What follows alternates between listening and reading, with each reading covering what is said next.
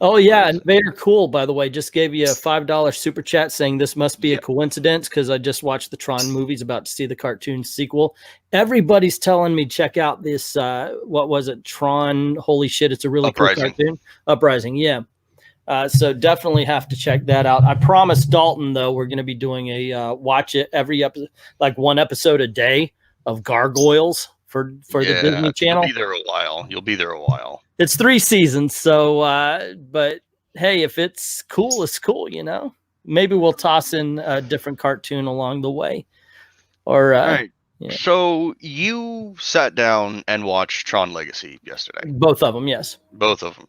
And I sat down and rewatched the original Tron yesterday to be ready for this, because I've seen the original Tron because it's not easy to find in this day and age. So I sat down and watched it because it's been a couple of years since I'd seen it, and it doesn't hold up as much as well as I thought it did. It doesn't.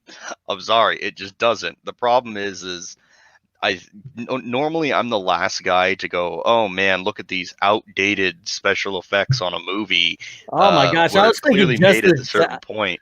I was thinking just the opposite. I thought how these things really do hold up. And most of the now granted, of course, the computer graphics, you're absolutely right. I mean, it's wire work. It's like looking at the special effects for Escape from New York or something along those lines, because it's just definitely at the very beginning of computer graphics. But most of those special effects were practical, and that's why it still looks so good. You want to catch Sans Ventura? We were talking just a minute ago about the special effects, and yeah, I don't think they hold up. I really don't. I mean, the problem is I see them and I just go, oh my god, that's my screensaver from back in like 1999. Well, like I said, the like when he's I forget what they're called, but they're in the tank level of the game. When he's flying that machine around, it's obvious. I mean, this is like the record. Thank you. It's the it is exactly Atari 2400 graphics almost. Yeah, it is, and that kind of, I guess, helps the nostalgia factor when you're watching it and everything. But it, like, when I'm sitting there watching it, I'm like, oh god, I can't take it seriously because I keep going, oh, that's my screensaver. That's the screensaver. The rest of it, however, I'm gonna back up what I said. The rest of it is all it's all practical effects. Their outfits are practical effects. The surroundings, that's all practical effects, and it's done with lighting and the outfits, the material of the outfits. So it really holds up. You guys come on over to my channel and hand out these super chats as well, man. Austin Trench, thanks for super chats. Sadly, I'm one of the few who found Tron Legacy disappointing, like how I am to my family. I'm getting fucking buried. That's why I get drunk every week now. You know, drink monkey drink, so I can actually get paid every month. And I am not a drinker, man. Brett R. Smith just commented on it. He says, I saw the first one in the theater and still love it. Legacy was a lot of fun, visually stunning. Tron, Daft Punk's soundtrack is in league with Vangelis's score on Blade Runner. The score at times overpowers the movie. I would agree there. Legacy deserves the sequel with Boxleitner as Tron. 8.9 out of 10. We'll get to that. And I like the fact that we're talking about one and then we're gonna get on over to the other there. I like here's the real strong point for the original movie, and this is what really makes me like this one better than Tron Legacy, is there's no fat. It's all, it's exactly what it needs to be. The guy gets in, he gets what he needs, he gets out. And I appreciate that. It's the story, I think, is stronger in Tron than it is in Tron Legacy as well. I would disagree. I know you would, but that's why we're here. Yeah, that's why we're here. I'm gonna like I was saying. The problem with Tron Legacy, and I'll say what I'll finish the sentence then, because I was gonna wait and bring it up. But since you're already responding, the reason why I say that is because Tron made the big mistake that a lot of movies did since Marvel came out with the Avengers, in trying to build the universe rather than make the movie. It's absolutely world building for the future films instead of just concentrating on that first film.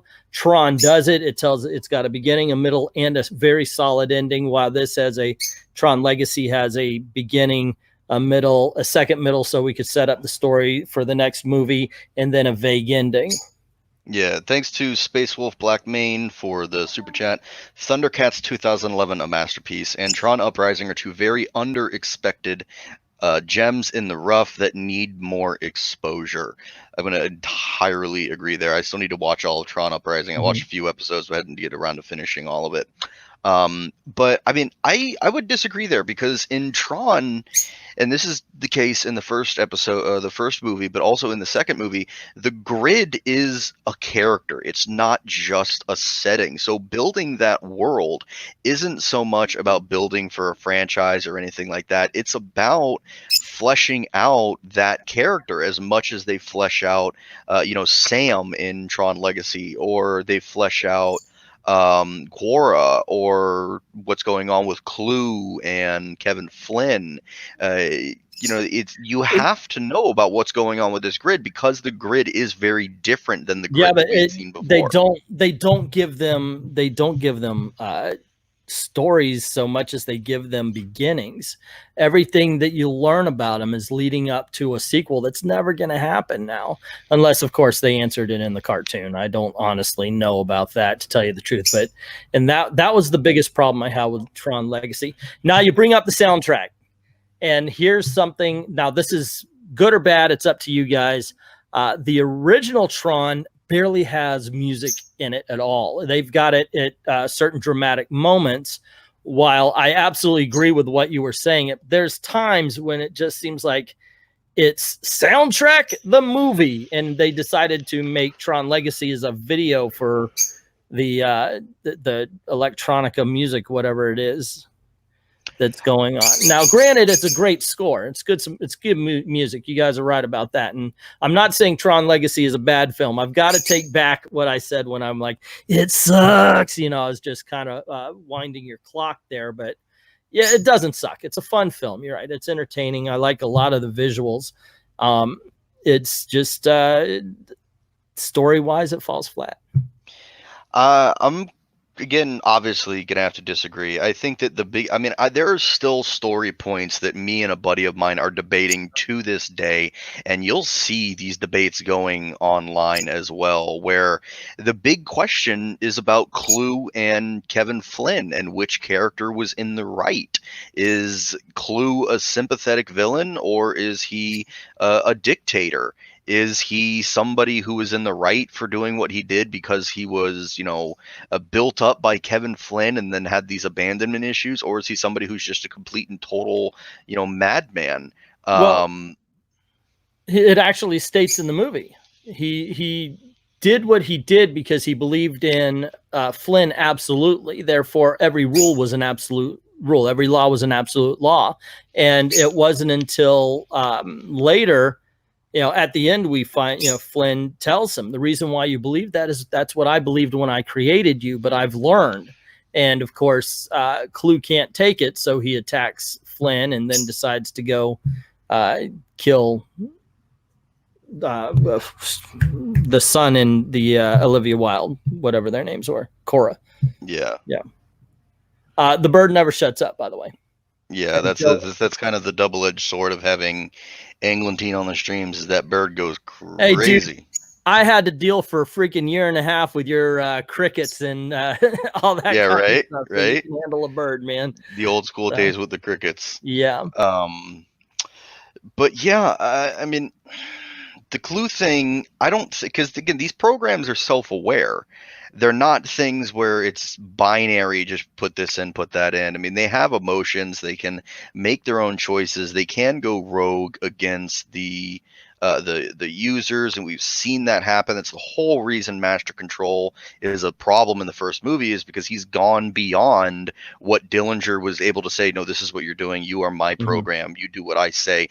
So it's not a fact of, Kevin Flynn made Clue wrong in his wording. I think the bigger thing is, my stance is this. I should probably you know, because I've mentioned this debate me and my friend have, and I should probably explain what that debate we have is I look at the scenes where we see Kevin Flynn making Clue. And in that scene, you know, he brings up the mirror. It looks like glass to us. It looks like a mirror at first, and then we realize it's glass. And he brings his right hand up to touch against the glass. But when we see Clue, is he's bringing up his other hand because he's not a copy of Kevin Flynn like Kevin Flynn kind of thought he was. He's the mirror image of Kevin Flynn.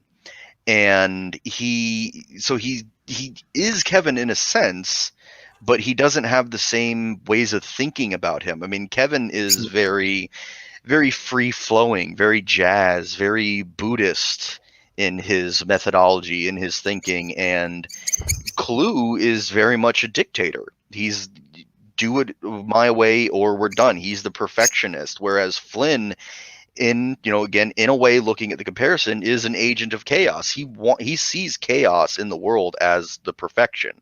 Okay. And he even says it at the end. He's like, I can't remember the exact line, but he's like, he talks about how those imperfections are part of what makes a world perfect.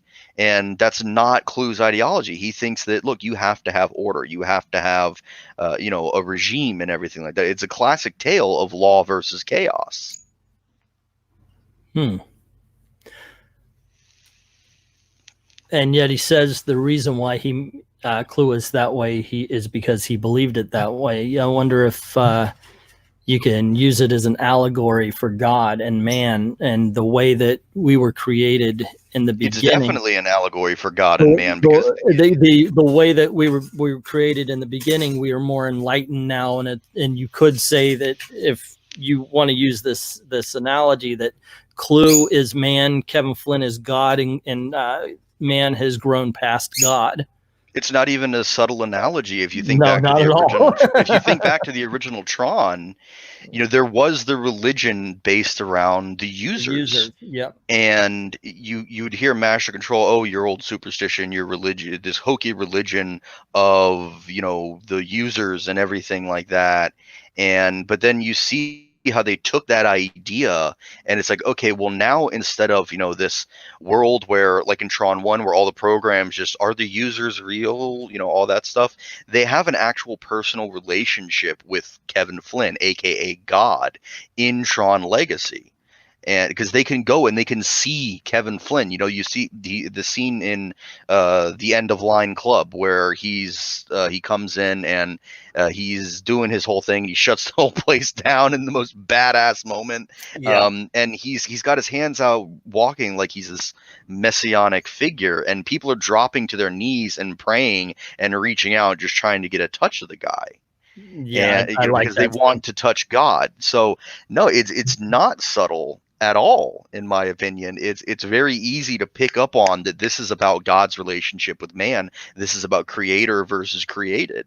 Austin Trench, thank you very much for super chat, says Clue wouldn't be able to kill users outside. Yeah, that would be the big problem. He would, but one at a time, like a regular person, and he'd be cut down by the cops or somebody along the lines. But yeah, that's definitely the problem is like when you see them in the game world, it's like, okay, they took a hit and they just kind of fall the fuck apart. I mean, Clue could come. I didn't think he thought his whole plan through very well, because he'd get out there and all the ships and everything would come out, and one guy with a gun comes over, boom, oh, your ship's falling apart. But we don't know how that would really react, because we haven't seen those two worlds kind of carry over, because we see Sam gets hit with the identity disc, which, let's be honest, the fact that they were obvious frisbees in the first one just kind of takes me out of the movie every time. I know. But once again, you got to think this is 40 years ago. So what you're looking at is pretty damn good. I watch old school movies all the time, and it's still, like I said, it still holds up just because it's the practical effects. Granted, I'm going to give you the recognizers and even the light cycles, that kind of stuff. Although the light cycle scenes are still cool, even in the original. I'll give that to you, but everything else, the practical effects really do hold up. And that's also one thing I would give over to for you know what? No, I've got to take this back, because as I was about to say that, I would give it over Tron Legacy, but I think there should be some artificialness to the surroundings. You're not in the real world, you are in a computer world. So I think some artificialness really kind of pans out and pays off. It can help in that way. I mean, it's kind of, you know, one of the things that weirdly kind of worked in Tron Legacy's favor with Clue, because at the start of the movie, when you see the de-aged Jeff Bridges, it didn't look good. When it was surrounded by all of these other real things, it did not look good. But then when you went into the grid and you saw everything else was CGI, which a lot of that movie was sets, but there was a lot of CGI as well. You know, he looked a lot better when you went into the grid. I mean, at points you couldn't even tell that he was, you know, digitally reconstructed and, you know, de-aged and everything like that. Because I don't think it was. He's very rubber. Now, granted, once again, the de-aging stuff as we've seen in the Marvel movies has gotten far better. But 10 years ago, it was not up to par. He looks plastic. But like I said, I'm willing to accept a little bit of artificialness in there because of the fact that it is the computer world. Why shouldn't he look like a computer graphic rather than an actual human when he is in fact a computer graphic? It doesn't bother me about, you know, you can nitpick it and say, well, it doesn't look as good as, say, Samuel Jackson's de-aging in Captain Marvel. But once again, he's a computer graphic, so it works. Austin Trench is a good question here. Another question: why does he want our world? Doesn't he know we'd have weapons to stop him? I don't think he does. No. I don't think he has any idea what our world is like. All he knows about it is the stories that Kevin Flynn tells him. And Kevin Flynn isn't going to want to focus on all of the nightmares of our world. He's going to, because of his mindset, he's going to want to focus on all of the, you know, the positives of our world. He's not going to sit and talk about World War II and death and famine and war. He's going to talk about there's all these people, and, you know, you can, you know, go out and meet new people, make new connections. You know, we're always trying to be better. He's going to Superman that shit up. Okay. And he's not going to be a pessimist. He's also a being to whom familiarity has bred contempt. He knows Flynn. Flynn's supposed to be a deity. Flynn's supposed to be a god, but he knows Flynn. He knows that under certain circumstances, he could defeat Flynn. And Flynn is a user. And even though he's in the computer world and that's what allows him to do what he does, if he goes out into our world, why should he not expect anything other than being able to defeat any user that comes along? Do enjoy both of these movies. It's just one of the things I've been enjoying the freaking hell out of this app. Now, if I'm, correct me if I'm wrong here, but you never saw the whole, until, you know, we started talking about this, you didn't view the whole Clue and Kevin Flynn thing as an allegory for our relationship with God. Well, I just forgot about it. I watched it once. I didn't like it the first time I saw it, and I just never went back to it. There was no need for me to. I was done with it. If I wanted Tron, I go and watch the original. But this time I sat and I said, you know, I'm going to give this its day in court. And yeah, boom. Getting back to Tron, this all started. And we decided, okay, finally we're going to have this little debate. And I thought, like, you know, beforehand I was really, you know, playing it up and, you know, the movie sucked. But you know me, I can't. If I'm going to do this, I have to do it honestly. You know, I'm not going to fake my opinion for anybody or anywhere. Yeah. I have too much respect for my viewers, and in extension, I respect your viewers far too much to put on airs or a false outrage over anything. A lot of times, like if I hear anybody, oh, that was the worst movie of all time, I'm thinking, you know, just you're fucking fake.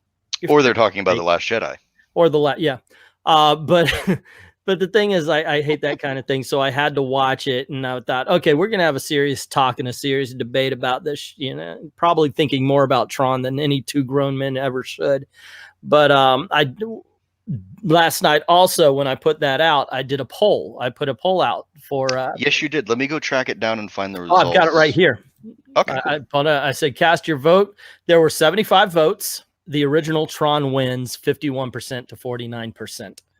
It was a very, because I was watching this poll and yeah, because it was never like one of them had a clean lead. It was always one person was voting for Tron, one person voted for Tron Legacy as to which one you like most. It was always neck and neck all throughout. And again, 75 votes. It's not that many votes. It's not indicative of the larger fan base I was hoping to make it to 100 just to, you know, because then I would have felt better about that.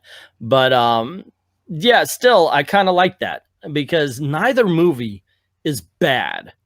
You know, it just comes down to what's your flavor. You know, what's your flavor of ice cream?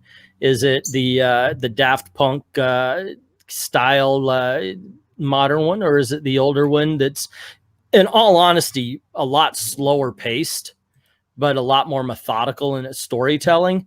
Both have strengths, both have weaknesses and everything, but overall, both are decent films. Yeah, and I think one of the things I do have to mention, because we have brought this up, is, you know, when we were talking about Star Wars the other day, thanks for the super chat, Sans. Is this some Mandela effect shit? Me and my friends, since we were always little, called the song Slam Jam.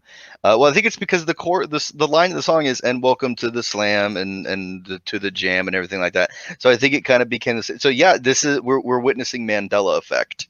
Tron, though, because the chat keeps distracting us. Tron, though. Right. One of the thing that I thought is really interesting about Tron Legacy is that, I brought this up before. You know, for those of you who don't know, I am in film school. I am learning all this shit, and in almost every textbook I've had about, like, you know, crafting a film appreciation, things like that, Tron Legacy is in those books. Tron Legacy is literally in the textbooks for, if you want to be a good filmmaker, these are the movies you need to watch. And the reason why is because of the soundtrack pairing. Who's the gay here? I'm half gay. But so where'd that come from? Did I miss something? I don't know. But here's the thing, though. There's this really interesting kind of, like, the scene where Sam is on the motorcycle at the start of the movie, and you've got, you know, he's driving through and he's swaying to the left and the right, and the soundtrack kind of sways with it. As you know, if you ever take musical theory or anything like that, you know, you'll kind of get what I'm talking about. Mm-hmm. But then the scene again, you know, you've kind of got a variation of that theme when Sam is up on the crane and, you know, he's looking down and he's getting ready to jump off, and you do that panning shot from like a helicopter or a drone as it circles around, and you get that same kind of drifting tone through the movie. Now, Daft Punk had a version of the film when they were crafting the soundtrack, so they knew we need to make this track for this piece. Tron Legacy's soundtrack makes the entire atmosphere of the movie. Yeah, but getting off of Ghostbusters and getting back to Tron, because I was talking about the soundtrack. I mean, the thing about that movie, and the problem with Tron, the first movie, is it's not exactly a very immersive movie. You know, you're watching it, it's a movie, whatever. But with Tron Legacy, you watch that movie and you can just get absorbed in the atmosphere and the setting. And with the way the movie was shot, I had to do a cinematography breakdown at one point, and it was like a thesis paper, and I chose Tron Legacy. And what I thought was very interesting about Tron Legacy is that it had, and the term I used was artificial 3D, in that the movie, kind of like what, oh my God, I'm totally spacing on the name right now. The director for The Exorcist wasn't William Friedkin. No, I almost said William Peter Blatty. I was reaching for my copy of The Exorcist. But William Friedkin said that the whole point of directing and the whole point of cinematography is to add depth to a scene that is two-dimensional. And a lot of movies don't do that. A lot of them nowadays will shoot very flat angles, very boring angles. They don't play around with their cinematography. Like the only person in Hollywood nowadays who's mainstream who actually seems to be giving a shit about cinematography is Jordan Peele. If anything, if you don't care about his politics or anything, or you don't want to really care about his movies, watch his movies just because the man is a master cinematographer. I'm really going to have to put an asterisk beside that and say of the newer set. Yeah, that's what I mean. Of the newer set, of people who are right now mainstream, he is a phenomenal cinematographer. But the problem is that his movies are very divisive. But either way, going back to Tron Legacy, there were a lot of scenes in that movie where they had that depth. They had that very interesting cinematography. It was a classically shot film, but they also kind of took the old rules and reinvented them in order to apply to all the new technologies, the new intentions. Like there's a great scene where, and I actually broke down how they shot this scene and made this work, where they're in the games and Rinsler, aka Tron, jumps on top of Sam Flynn, and it looks like they're skidding along the ground. Okay, but in actuality, what they're doing is he jumped on top of him and they're sliding the camera forward, creating the illusion that these two characters are speeding along. And I'm like, oh, that was beautifully well done. And then there's a scene where, you know, Clue finds Kevin Flynn's little hideout, and, you know, he smashes this stuff on the table, and you see this apple goes flying at the screen, and which is a thing that they are very, very afraid to do, because that was an actual prop that went flying. And what they did is they give it the illusion that it's going right at the camera, is you throw it over the camera. Yeah. And people are very afraid to do that nowadays because these cameras cost $5,000. They always did. They were always expensive. I think they're just getting pussy. Yeah, it's and I entirely understand. Okay, like it took a long time for me because we're going into these, you know, these shoots and everything, and a lot of times the boxes, they don't take the price tags off the boxes for this shit that they store it in, because you know, they have the crate and everything, and then they put it back in the cardboard box. They just slide it onto the shelf so there's as much protection as possible. And I just see $4,999 on the camera, not the lens, the fucking camera. And I'm just like, oh God, all I have to do is take like one wrong step and that camera's going on the floor, and that's $5,000 I have to pay. Like, it takes a long time to get over that fear of, I'm carrying $10,000 worth of camera on this back rig. I know exactly what you're talking about. I had the original maquettes for Prince of Egypt.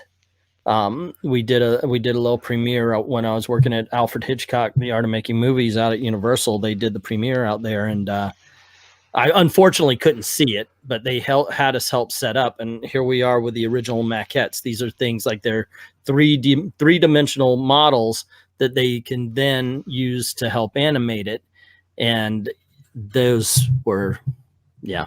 It's like, if you drop that, you know, no, it's very nerve-wracking. Yeah, and so that's one of the things I really appreciated about Tron Legacy, is they used all those old techniques. They used all that old cinematography. Whereas the original Tron, the cinematography is very bland. It's just what I said. It's we're doing this just because this is the angle we need to get all the actors in the place we want them to be, for this guy to be the focus, for that guy to be the focus, and things like that. Now, Tron Legacy, I know it sounds like say anything you want really about the one thing you can't talk about is the cinematography. It's dead on. It's just a different color palette. I mean, the colors of the new world that they have is a lot, you know, darker, brighter, that kind of thing. It is a bit more muted in the original, but it's a gorgeous film. Yeah, I don't know. The cinematography just it's safe for me. It doesn't do anything that really ever wows me at any particular point. I'm gonna call age on you and say it's probably because of where you came from to see the movie versus where I came from to see the movie. Yeah, granted, we did get Star Wars and that was gorgeous, but these things were new. These things were just fantastic to look at. coming from, you know, a place of 20, well, of course I wasn't old enough for that, but Star Wars, the black hole was a big deal. Also the Star Trek movie. And then we get Tron. And so special effects were really just breaking out. So it really was something to look at going in this direction. But by the time you got to it, you were going in the opposite direction. You were looking back from what had already had been spawned from films like Star Wars and Tron and all that. Yeah, but I watch a lot of movies before Tron as well. Like I love Turner Classic Movies. Like one of my, I never bring this movie up a lot, but one of my guilty pleasure, I guess, movies is I Was a Fugitive from a Chain Gang. I mean, that movie came out like the 1950s or something like that. Yeah, I know that movie. That was a fun movie. Yeah. You know? And I love the old Alfred Hitchcocks. I love the old Martin Scorsese's. I mean, anytime you want to come on a movie show, by the way, I want to start talking about some Alfred Hitchcock. That's the attraction I worked at. And I worked at that. I went in to get a job at Universal Studios. They asked me, well, is there a particular attraction? I said, I know everything about Alfred Hitchcock. They gave me a test. And I was like, yeah. Gawker's Death Rattle says, I hear what you're saying about the soundtrack being a more effective force in Legacy, but the Wendy Carlos soundtrack is amazing and viscerally beautiful. It is. But my whole thing is, I mean, it sounds like I'm shitting on the first Tron movie, and I'm not. I think it's a perfectly fine movie. And I rewatched it and I changed my opinion. The Legacy doesn't suck. It's not a great film, and I do believe it's a partial. Yeah, I mean, this is the argument here is I think Tron Legacy is a masterpiece. And I do. I think it is a solid 10 out of 10. Yeah, but you think it's an average movie. You think it's okay. Average, yeah. I think both films are good. You know, both films are cool to watch. I think everybody should give it a try and everything.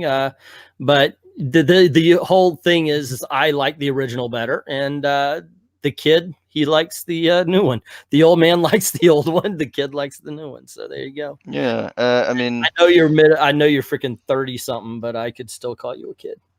Digital jazz, man. Best line for that and that whole movie was like bio digital jazz, man. Jeff Bridges' performances though. I mean, where do you think Jeff Bridges gave the better performance? Because he was gold in both. Okay. He was gold in both. He really was, but I'm going to give it to Legacy. Look, Jeff Bridges came out of the gate Last Picture Show. This man is a great actor. After Tron, he did Starman, and it was freaking fantastic. But the thing is Tron Legacy, you get Jeff Bridges, now an actor with 40 more years worth of experience. So hands down, Legacy, Jeff Bridges wins this one. He was just he's one of those actors who just gets better with age. I mean, his skills, everything, he's always learning, he's always reinventing his craft. And he learned a lot, I think, from The Big Lebowski. And that was where we kind of started getting the new Jeff Bridges, the reinvented Jeff Bridges. And, you know, some people think The Big Lebowski is overrated. Personally, I think it's a damn fine film. Is it a groundbreaking masterpiece to end all masterpieces? No. But it's a very, very fun movie. Is it as deep as people say? I don't think so. I don't think so. We were talking pretty deeply about it. I would like to point out something. We were, and I had a very interesting, which interestingly enough does kind of play into the discussion we're having now about how The Big Lebowski is actually religious criticism because of all the religious parallels with all of the characters to their own ideologies. Especially when you consider the controversies that were happening at the time, where the character Jesus was, around the time there was all these headlines in the news. This Catholic priest was caught with a kid. This priest was caught with a kid. This priest was caught with a kid. And in The Big Lebowski, the character of Jesus was a sex offender who exposed himself to a kid, apparently accidentally. And then you had, the character of Walter with his, the whole he's struggling to find his religious identity and everything like that. And then you had the Buddha, which was the Big Lebowski. He was the dude. And then, you had the kind of the corporate religion manifested through Lebowski. not the dude, but the other Lebowski. So there's certainly depth to that movie. There certainly is. But do I think it is the giant masterpiece that people say? No, not really.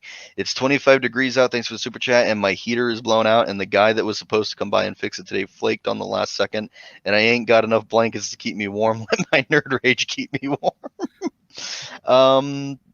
But hopefully you get some salvation over there. It's like 70 degrees out here. It is cold as hell today. It is. It's like 70, 69, 70 degrees right now. I'm actually having to wear pants. It's horrible. Thank you, everyone. Now we have the image in our head that Anglantine streams without pants on. No, I'm talking about going outside. You know, usually the boxers will do, but fuck, you know, now we got to put pants on. Oh, wait.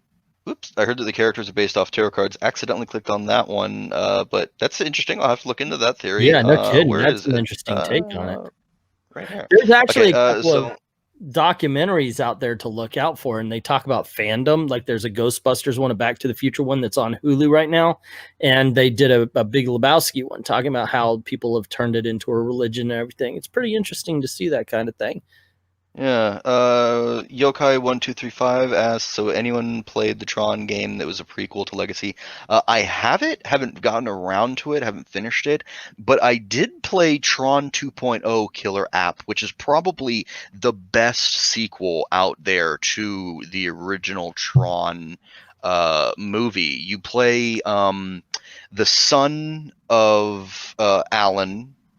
I'm trying to pull up the synopsis for the game here. Well, Lord Nurgle's saying that Englantine, you should always wear pants. You know, that's what my parole officer's been saying.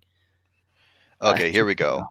You start. Oh no, wait. That's for the Game Boy version, which apparently has a different storyline.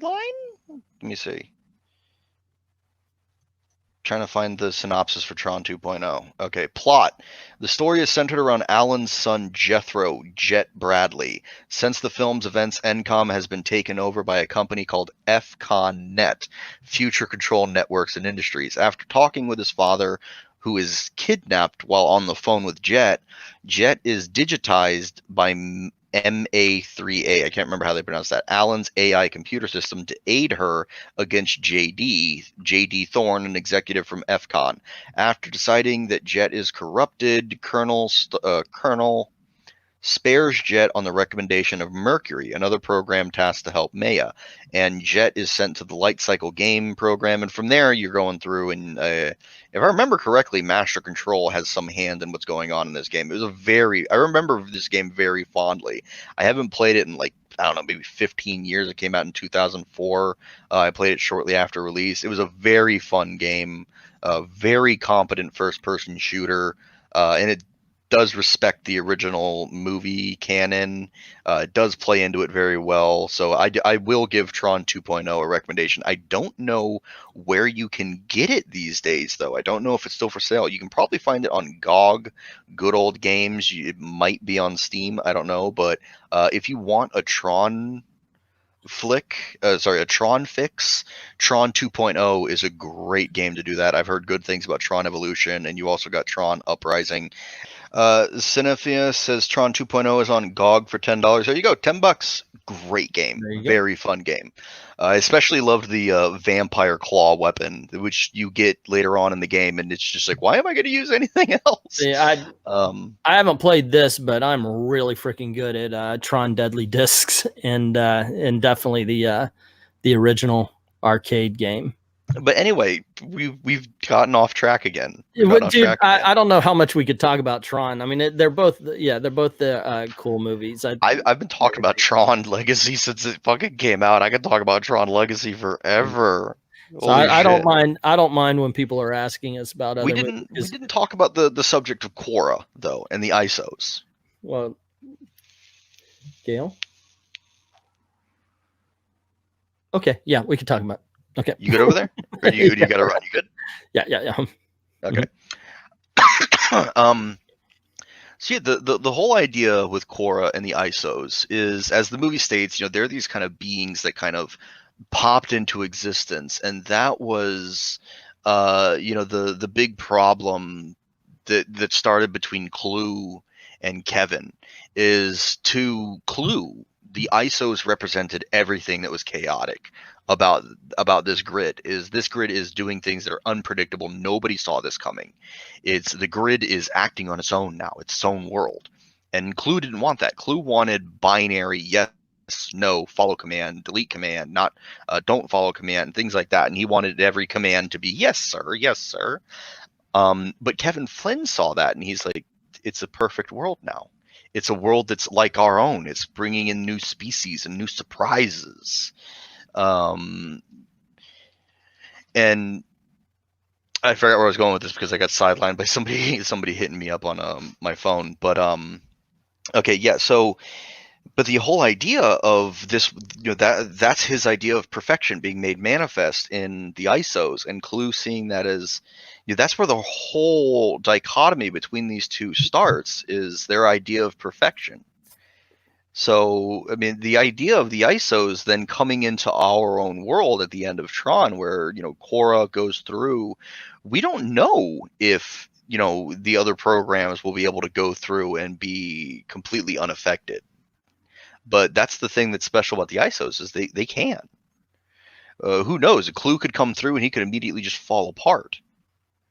And like Yokai1235 says, Korra is an allegory for a glitch, aka bug, and natural selection.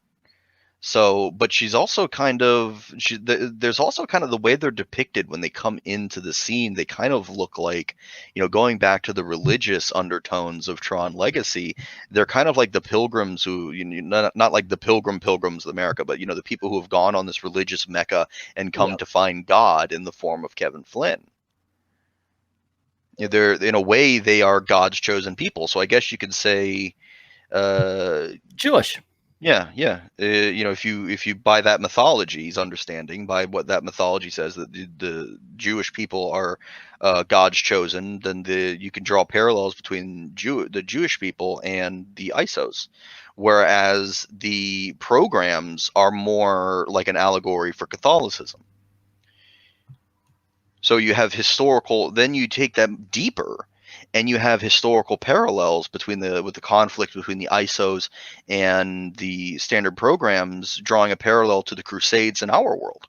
So it's interesting how then you see the grid is then an even more perfect version of our world, because it's going through the same problems as our world. It's not the utopia that Kevin Flynn originally wanted it to be. It is following in the steps of our own history, because it's something of our making. It's making the same mistakes that we made, which I think is I think that's interesting as shit. Yeah. Unfortunately, it didn't sell.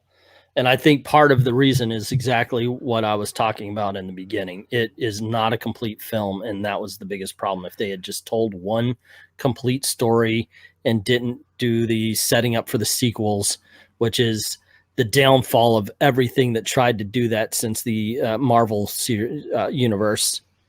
If they just Clue is Mickey Mouse. Yeah, so Tron is the Crusader. No, I would say that Tron is Jesus. Tron is the Jesus allegory, especially if we look at the context of, because in Tron 1, okay, he's the savior. He'll save us. He'll stop the master control. But in Tron 2, Tron Legacy, he dies. Okay, in the flashback, which is an amazingly well done flashback. I love in the flashback where whenever Clue or Tron is getting hit, it kind of glitches out. Like, I have these memories, it kind of reinforcing how traumatic these events are for Kevin Flynn as he's recounting them. But he dies, and he comes back as Rizzler, and is then reborn and saves the lives of Korra and Sam and Kevin at the end of the movie, when he says, "I fight for the users," and he kamikazes his light jet into Clues. So in a way, you have, Tron is Jesus, and this is a new Tron. This is a Tron that was made by Kevin Flynn. So, which Gawker just brought up here. Again, my chat is a little behind because I'm in StreamYards. Wouldn't the son of Flynn, literally the son of their God, be Jesus? That's kind of the thing. You have a Holy Trinity thing going on here, because technically you have three sons of God in this movie. If we're going with this allegory, you have the biological son of God in Sam Flynn. You have the created sun, the created suns, which would be Clue and Tron, one of which is corrupted. So I guess you could draw a parallel then between Clue and Lucifer, and then you have Jesus allegory with Tron, and then you have God's actual biological son. So, there's further religious parallels. Cain and Abel. Yeah, Gawker just said it right there. Cain and Abel. I didn't even think about that parallel. But yeah. I mean, this whole thing is just these religious tones are just smothered all over this movie. Jesus in ancient Greek means the anointed or enlightened, not a person, but a state of being, which that can kind of play in there as well. So, I mean, there's a lot more depth to this movie than I think people realized. And you don't have that similar depth in the first Tron movie, which there's nothing wrong with being a movie that is just simply there to entertain. There's nothing wrong with that whatsoever. That is just as noble of an intention to entertain people than to try to enlighten people to something, which is what I think Tron Legacy was trying to do. It was trying to teach, but it was getting you to think. It was a thought experiment in a way. And that's the way I always thought that, entertainment should handle these ideas, is it presents a question for you, and how you answer that question, encourages you to learn, not just about the subject that you were looking at, but also about yourself and how you answer that question. So I think that by examining Tron Legacy, you can learn more about what your own religious beliefs are and test your own religious ideas. I thought Kevin said that he brought Tron in from the old system. He was upgraded, but it was still the same Tron from the first system. He did. He said he brought Tron in from the old system, but he would have had to have made significant modifications so that he would even work in that system. One thing I will point out, and this was a huge, huge fault of Tron Legacy, it didn't have Tron in it, but for like 30 seconds. I mean, the title freaking character, guys. Yeah. How could you screw that up? I even thought Tron in the first movie needed to have more of a but he had more time. At least he had more time there. But you're right, on both films he isn't exactly in it a ton. But damn, like they should have called the movie Clue. Well, yeah, but then you would expect Tim Curry, and if you don't get Tim Curry in a movie you're expecting to, you just get disappointed. Yeah, it's kind of. Yes.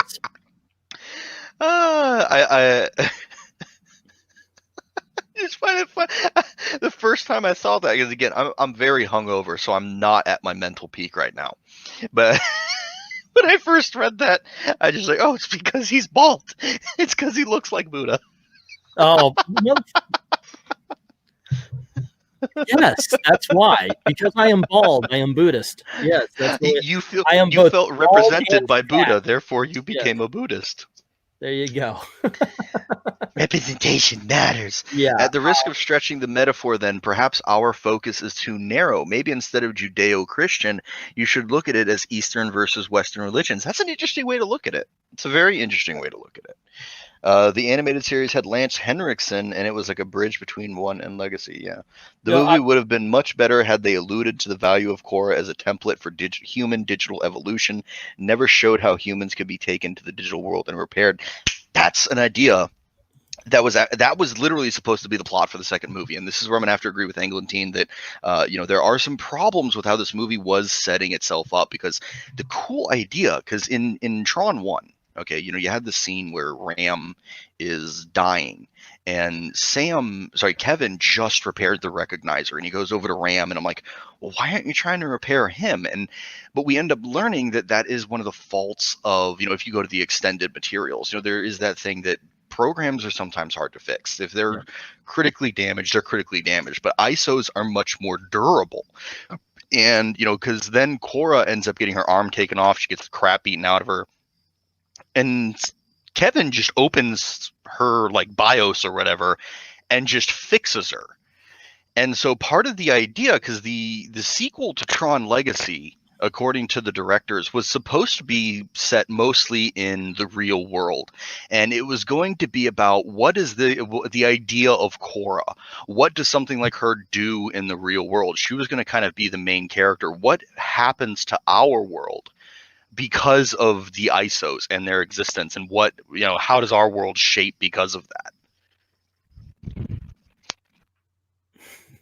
You really have thought a lot about this movie, man. I told you, I've literally been debating this fucking movie since it came out. Look, if you want, when you talk about certain things, that's fine. I can keep up and everything, but I'm listening to you. I'm going, oh yeah, you put some thought into this one. I feel like I don't know if you ever saw Wayne's World, when Wayne will go off on a movie and he'll just go, and I thought that what we were really seeing was an allegory between man and God and how we touch, and then it goes, and Garth, I just think it didn't suck. You're just like, oh, it didn't suck. And meanwhile, I'm here like, well, if you actually look at this character, it's a parallel. I have thought about this movie a lot because I love this movie so much. Yeah, that can happen. You can really start digging into hidden meanings, or sometimes things that aren't there. But here's the thing. Enjoying film anyway can be subjective, is what I'm trying to say. So, I mean, come on, there's people who watch The Shining and find it to be about how not Francis Ford Coppola, but Stanley Kubrick faked the moon landing. I watch it and go, you're freaking nuts if that's because he's wearing a freaking sweater with a spaceship on it. Guess what? It was the 70s. Sci-fi was everything, where we had just heard about the space shuttles. A lot of kids were wearing like that. It didn't mean that, we all were on the take for the moon landing faking. But yeah, that's the way it happens sometimes. If a movie really hits you, you just want to know more and more about it. I was talking about The Goonies today, much like this, because I found an argument about somebody wrote that the Goonies was all about losing your virginity, so I had to tear into it about that. Yeah, I mean, the thing is this could definitely be, I would say that, yeah, this could definitely be one of those situations where I'm looking too much into this movie and trying to find things that I want. But the thing is, I've been able to consistently debate these ideas with people who are on the same terms and even above with film knowledge. And I have been, I have debated this with professors. Okay, I have debated The Exorcist with professors. Horror movies is my go-to when I have to debate with these assholes. And I've been able to defend these ideas that I have consistently. So I don't think that this is something, because I will see people go, oh shit, you're right. Either I'm just really good at bullshitting these guys into thinking Tron Legacy is a masterpiece, or they see the parallels and they're like, oh shit, yeah, this is actually pretty heavy-handed once you start looking at it in that situation. Not heavy-handed. That's probably a bad word there. It's fairly obvious, that they're doing this. I mean, just the way, again, he had that like Messiah run when he's going through the end of line club and everything. So I don't personally think that I'm seeing something that isn't there. No, I've called myself out on those instances, but I called it as well. I do, that it could be man not only meeting but achieving. Becoming more than God, growing past their God, I guess is what I was saying earlier. But yeah, it's just something that could happen. Yeah. Hang on a second. A friend of mine's going through some shit. I'm trying to just let him know. Yeah, I'm not ignoring you. I'm just on a streaming. No, it's okay. You're not still taking everybody's freaking problems on your shoulders, are you? This is a close friend of mine who's going through some shit. So this is like a real life problem they're going through. Yeah, it's real people, not because I remember with the with the original comics, you would be all over everybody. I'm like, the fuck. I'll let someone go, man. Yeah, no, this is some real world unfortunate stuff. But yeah, let me see. I want to check the comments real quick. Lord Nurgle had one. There we go. Next week, Weaponized Nerd Rage tries to convince us that Mortal Kombat Annihilation was a masterpiece of cinematic. No, that was a piece of shit. Mortal Kombat Annihilation was a fucking cinematic abortion. That was not good at all. No. I've only ever met one person who says Mortal Kombat Annihilation is fine, and they're a Mortal Kombat true fan. But even they have to admit they're fucking up with this latest game. I'll tell you what. I remember seeing the preview and I got excited because we were seeing all sorts of people in that, and I was just we're going to see this character, we're going to see that character. It's going to be real cool. Jax has got his metal arms. Let's check it out. And then when that movie, it was like 5 minutes in, I said, we're in trouble. Yeah.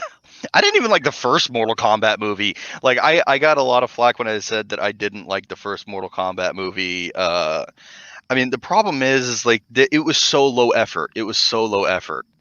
It bored the piss out of me. It really did. I didn't like the first Mortal Kombat, except for the guy who played Liu Kang. He was awesome from start to finish. That's the true Liu Kang. Okay. Christopher Lambert as Raiden was great. Yeah. He's always great in whatever he does, so that was cool. Scorpion getting bitched. Sub-Zero losing against Liu Kang, I can understand, but I'm sorry, Scorpion would beat the shit out of Johnny Cage. Okay, that fight would have been over in like 5 minutes. Fuck Johnny Cage. I got a confession for a guilty pleasure, and this is a guilty pleasure. It's like I look at it and I go, this movie sucks, but I still love it. Is Dead or Alive? The movie based on that video game. Yeah, no. It is so freaking bad, but I can watch it any day. I will say though, the Machinima series that was done with Mortal Kombat, like the hyper dark, hyper gritty Mortal Kombat one that they did, was pretty good. Though their Street Fighter movie was infinitely better. Street Fighter Assassin's Fist, I think it was called. That was insane. It had no business being as good as it was. It was really good. Yeah, sometimes they hit. Sometimes pretty good. I remember.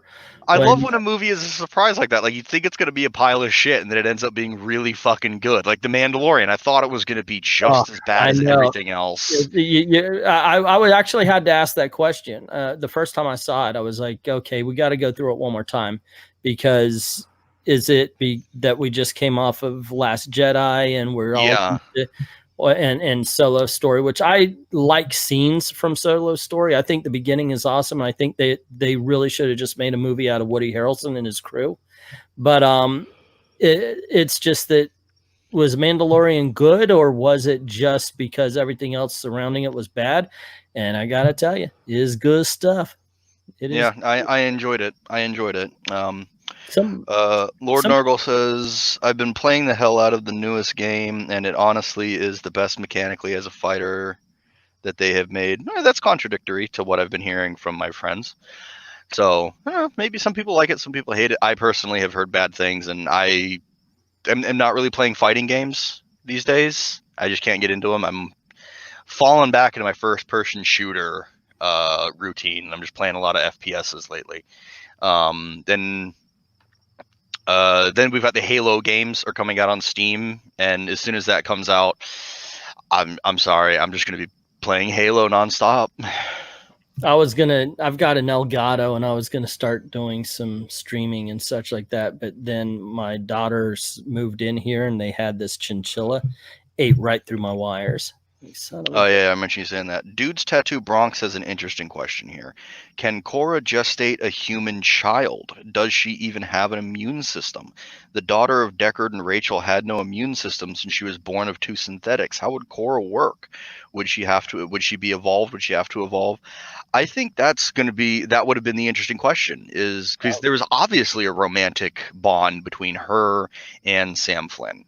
Unless they bring her up like Eve, supposedly Adam and Eve were all finished and good. God created them, but you're done, go. Of course, a lot of people ask, well, were they born? And if so, who were they born of? No, they were created. So, but they were created finished and ready to go with everything intact and all that. So you could, if you use her as like an Eve kind of character, then she's ready. Go.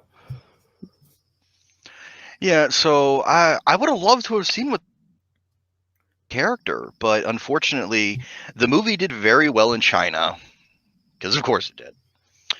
But it didn't do well in America. I mean, the sound, I think this is the only time where the soundtrack sold more than the movie. Dude Tattoo says, imagine that, a father who was out for his son's life for a legitimate reason.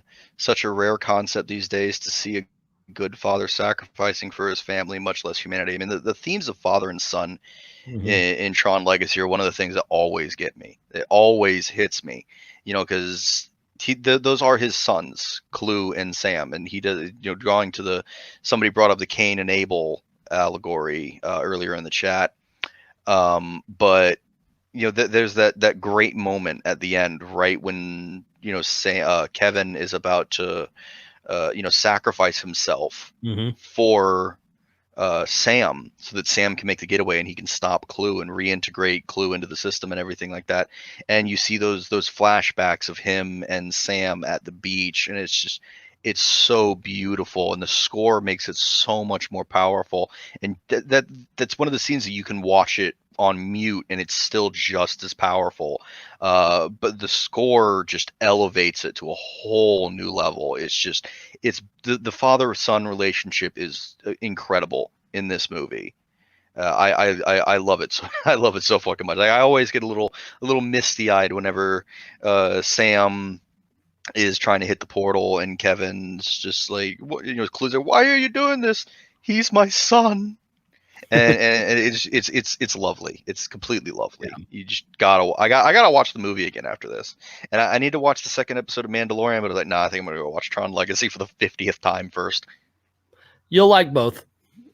Obviously, you'll like Tron, but I think you're gonna dig on the second episode as well. So, I think everybody was entertained. We actually got a couple of messages saying so. So that's pretty cool. I read a couple that say, hey, I'm really digging this. This discussion. That's cool. And you know, and I think you get a couple of people who are true movie fans. You want to talk about movies. It's a lot of fun. That's why I like doing Extreme Movie Show with my friend Rob. We've been talking movies for 40 years now. So anything you want to add before we dip out, man? Oh, please go over to I Love Comics. I promise I'm good. I need the money. No. Let's see. Yeah, I've got I Love Comics still going, where I'm doing all the news and the drama stuff, and then I've got Old Man Comics, where we talk about the characters, the comic books, Marvel versus DC, all sorts of stuff as far as that's concerned. I was commissioned a couple of cool videos and such I'm looking forward to doing. And then if you like movies, we've got the Extreme Movie Show, spelled X-Treme. And then the Homegrown Tourist, if you like the Disney stuff and everything there. So I've got a lot of plate spinning that YouTube's about to just knock down. Yeah, there's a lot of craziness going on. Yeah. I think that's the link that works. But anyway, yep, everyone take it easy. Thanks for coming around and everything. Thanks for hanging out with us. And we will catch you guys in the next one. Later. Have a good time.